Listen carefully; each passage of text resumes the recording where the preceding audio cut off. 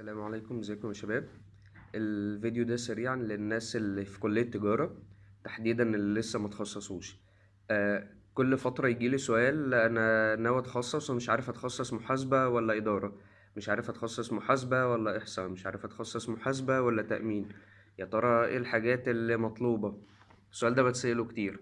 طيب عموما بعيدا عن التخصصات، اول حاجة كل حاجة مطلوبة، بس في نفس الوقت لازم انت تبقى حد مؤهل ليها. تمام؟ يعني مفيش شركة ما فيهاش حسابات، مفيش شركة ما فيهاش administration، وبعد كده لما بتبقى في وظائف إدارية أعلى بتبقى في managerial position. مفيش شركة ما فيهاش statistics أو إحصائيات. تمام؟ القطاع التأمين بقى قطاع كبير جدا في الماركت، فكل حاجة في دول مطلوبة. أول حاجة خليك عارف إن كلية التجارة دي كلية قمة. تمام؟ كلية قمة. طيب، اتخصص ايه؟ اولا شوف اكتر حاجة انت كويس فيها وتخصص فيها. تمام؟ مالكش دعوة بقى الناس بتقول محاسبين بيشتغل على طول، في محاسبين شغالين وهم خريجين حقوق عادي جدا. تمام؟ طيب، اجابتي بقى اللي هي ملهاش علاقة لازم تبقى كويس ومتميز والكلام ده كله، اللي هي الحاجة وانت مغمض.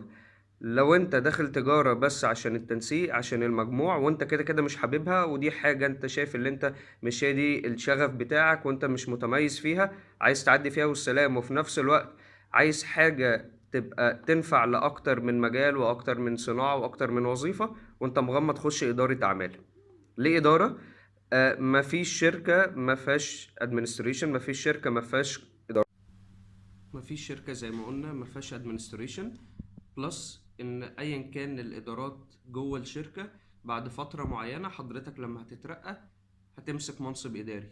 تمام؟ فمنصب اداري لازم يبقى عندك باك جراوند عن الاداره نفسها، فعشان كده بتلاقي ناس بعد كده بيدرسوا MBA اللي هي ماجستير اداره الاعمال، ايا كان تخصصهم. تلاقي مهندسين درسوها، دكاتره درسوها. فالاجابه النموذجيه غير لو حضرتك طبعا مش حابب مجال معين، خش اداره وانت مغمض. ده لو الكليه كلها مش فارقه معاك، مش مجال شغفك. غير كده اختار طبعا الحاجه اللي انت متميز فيها.